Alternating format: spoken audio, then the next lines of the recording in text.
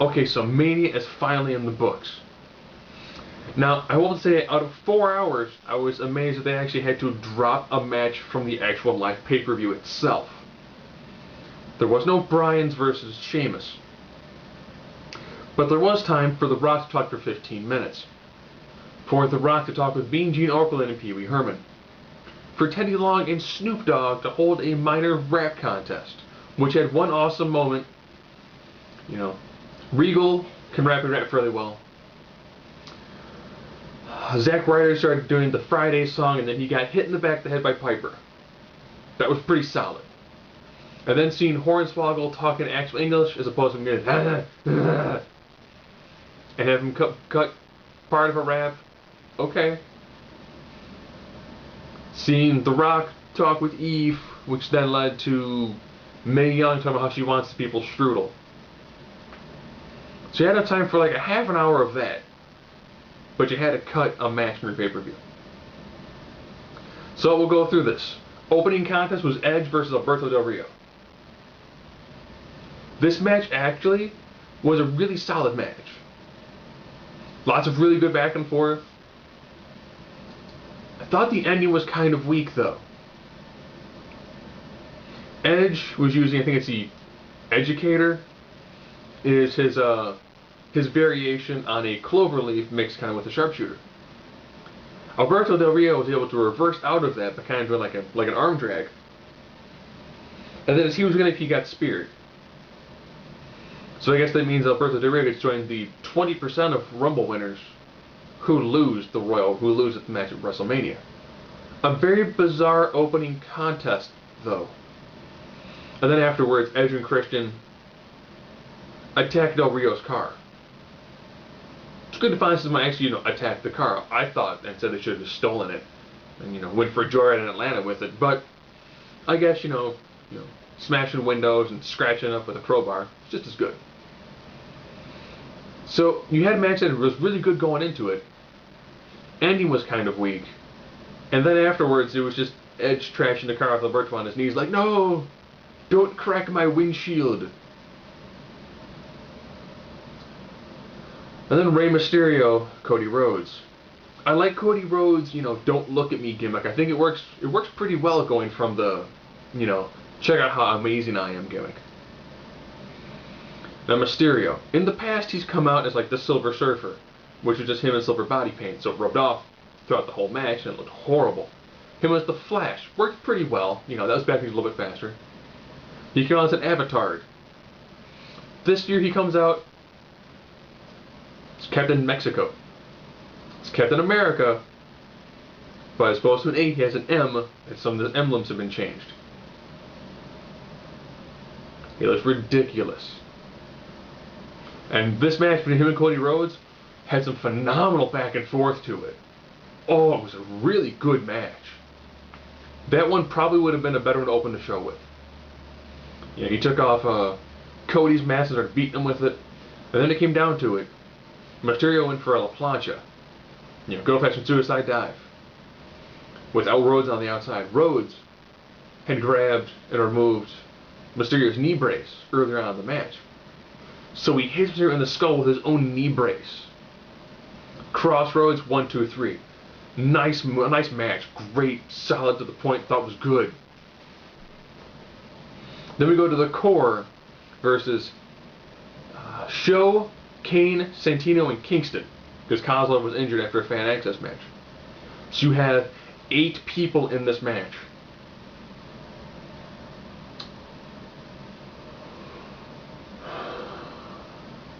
There were almost no tags.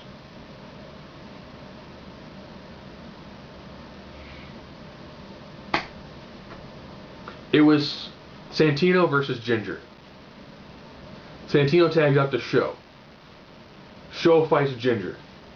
Everyone gets in the ring for the random, I'm gonna big boot Kane, you're gonna hit this person, you're gonna do a clothesline on this person, you're gonna hit Trouble in Paradise on Barrett. Which then is leading the Ginger alone in the ring. He takes a Cobra knockout shot, 1, 2, 3. Pretty much, they spent more time playing intro music than they did in this match. And I was like, wow. Okay. So 8 guys kind of got a payday without actually really doing anything. And this match had so much going into it. You know, they've done beatdowns on Kane, beatdowns on Show. Barrett just beat Kingston to become IC champion.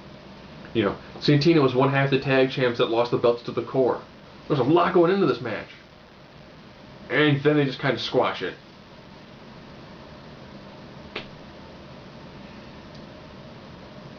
Now we actually get to what I'll call one of the main event matches. Punk versus Orton. This match was fantastic. Beautiful back and forth. You know, these two guys told an amazing story in the ring. You know, Orton going for the punt. Yeah, still having the leg injury because Orton worked the leg. He did the Anaconda Vice, so he worked the leg, the arm. You know, beautiful back and forth in this match. Just absolutely amazing back and forth. And Orton again hits an out of nowhere RKO for the victory. But this match was fantastic. This definitely needs to go on to Extreme Rules. Easily, beyond shadow, this match, which I knew coming into was going to be one of the best matches of the night, was. This was an absolute. This is probably the number 2 match out of the pay-per-view. It was that good. You got 2 guys who can tell a great story, who had a fantastic build-up. Absolutely amazing build-up. And now we get to Lawler and Cole. Now I was at Buffalo Wild Wings, and the match actually cut out right about the time before the match actually started. You know, Lawler beat up Swagger. Cole is hiding inside the coal mine, puts his hand out to shake Lawler's hand. Lawler grabs his hand, starts slamming his head to the inside of the coal mine. Yes, it has like armholes, so I guess that way they can give him his drinks. And then next thing we lose signal. So we come back, Cole's beating on Lawler. Okay. Lawler gets the upper hand, Swagger throws in the towel. Austin's like, huh? Grabs the towel, takes his face off. Swagger gets in the ring. Stunner to Swagger. Swagger's out. Now you've got Cole, who ironically has tattoos.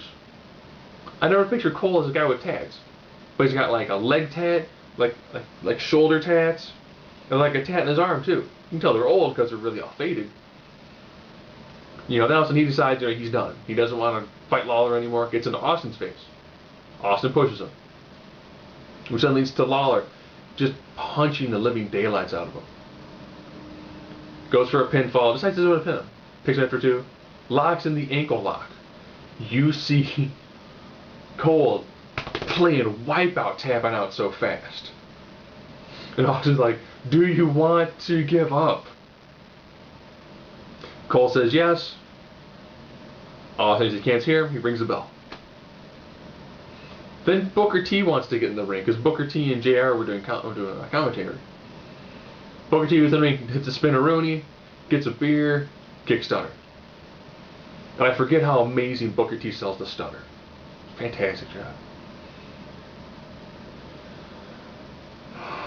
Then the Raw GM sends an email. Overturns the ruling. Says Lawler disqualified and Cole wins. Which then leads to Josh Matthews getting a stunner in the ring. Still don't know why that happened. And now we get to the match between The Undertaker and Triple H. This match, for being PG, shows you the level of violence, physicality you can get in a PG match.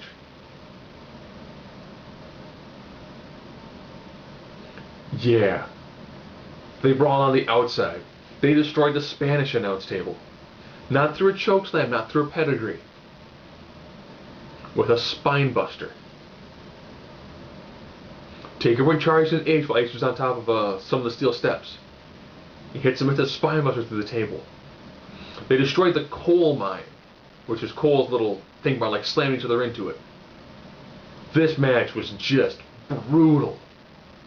and Triple H owned Taker.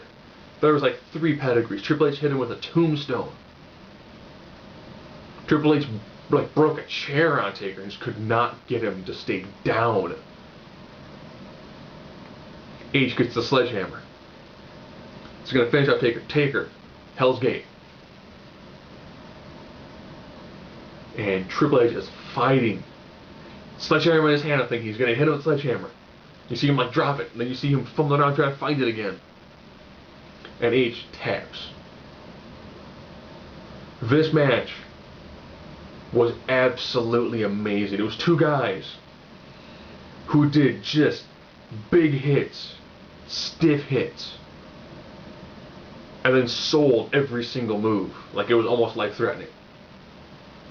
It was an absolutely fantastic, amazing match to watch. That level of physicality with no blood. No blood. No unblocked chair shots to the head. You know, again, no blood. Just raw, I'm going to do what I have to defeat you. And come up just short. Just short. Then it was done. H is the first one to get up. Taker laid out in the ring. Taker gets out of the ring, falls down. They put Taker on like a stretcher and wheel him out. That match was done fantastically well. I would almost like to see for Taker's last Mania appearance next year, be him versus H, H's career on the line. That match was that good. It was as good as a match gets. Now to the last 2 matches. 6-person tag match. The team of Dolph Ziggler and Lay Cool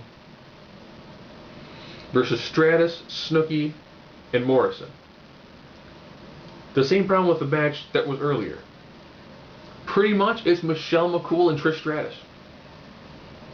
Morrison and Ziggler have like a 1-move altercation, which was like a corkscrew moonsault from Morrison onto Ziggler.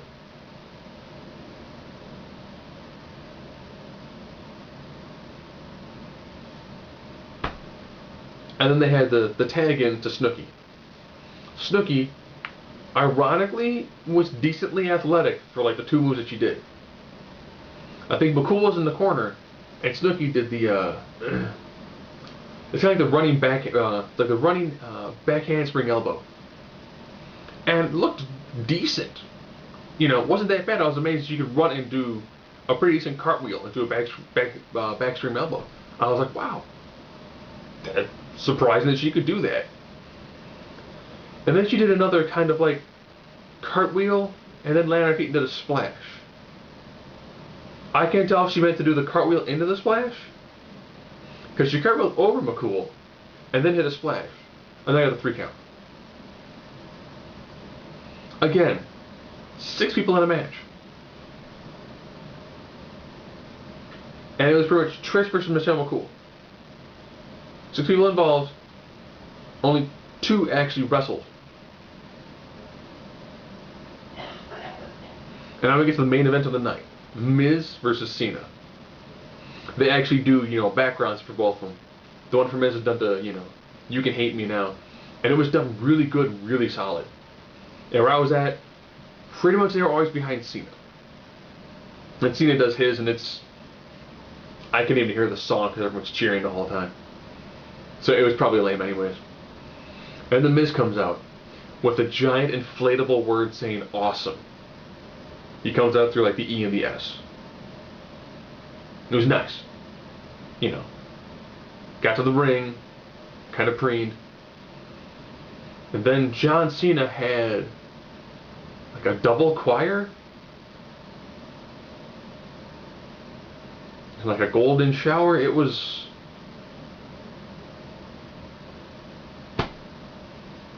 I don't know why John Cena felt like, oh, you know, it sounds like a South Baptist choir. You know, in Chicago, they did Gangsters. In Detroit, he drove a muscle car through a wall. And now in Atlanta, he has like a double choir of singers. Now we get to go to their match. Not a bad match. Not a bad match, decent back and forth. It really did seem like for a while that Miz was gonna win, and then when Cena hits an AA out of nowhere, 1, 2, kick out. People in Buffalo are cheering. Kids are clapping. I guess there's one girl go, no, it was a 2. Girls, yay! And it's like, no, it was a 2. This match is still going on. Miz outside the ring. John Cena, 4-point stance, giant running clothesline. Miz is now over the barricade. They fight a little bit more. Miz on top of a secondary barricade. Trying to stand up to get over it. John, diving tackle, takes Miz out. So 2 of them are laying on the concrete. So you have the area around the ring, near this area, then a set of barricades, and they're over here. Refs counting. Ref is at 6. That's 7. They're not moving. Either they'd be moving now, they had to jump 2 barricades and get in the ring. We're now at 10. Draw.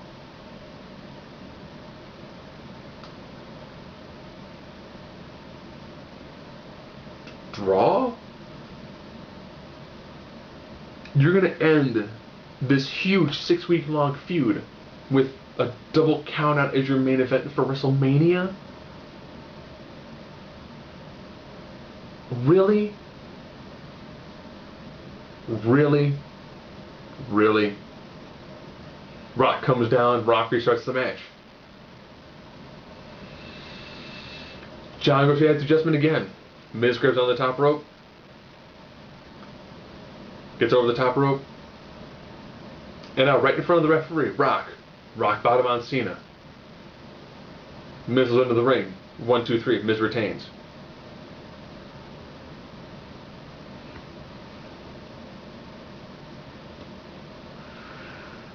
Then Cena rolls out of the ring.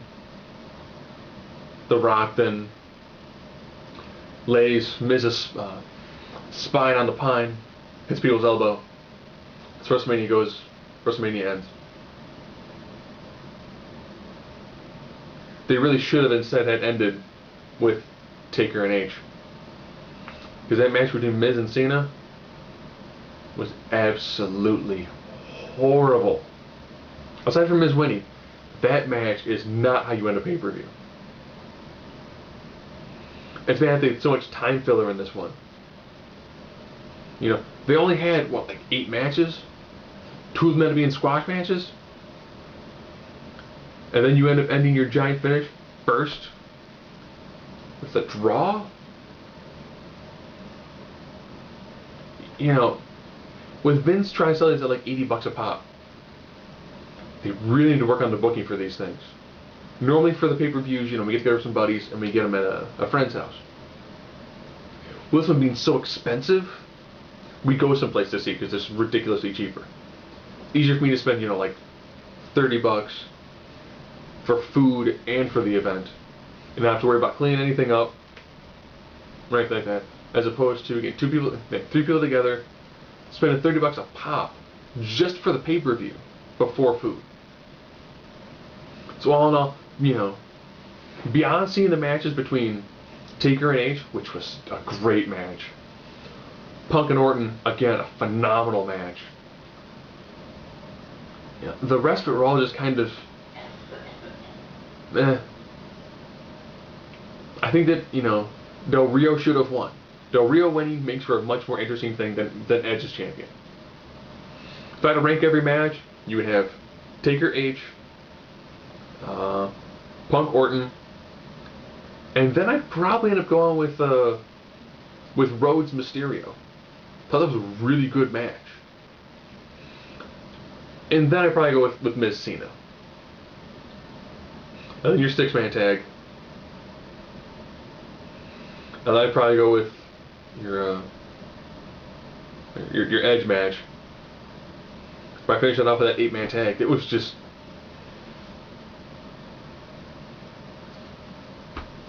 beyond over elaborate intros. Best one of the night by far being H came out to For Whom the Bell Tolls, and they had a shield wall spread. and he looked like he was the main villain in the movie Thor. Then it all went dark.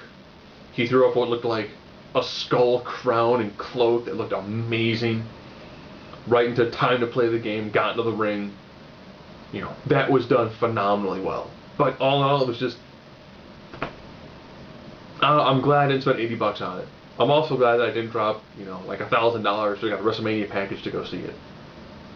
So I think Vince really, really does need to figure out what to do to make Mania feel more like Mania. Because while this was a decent pay-per-view, it was not. I repeat, it was not worth $80.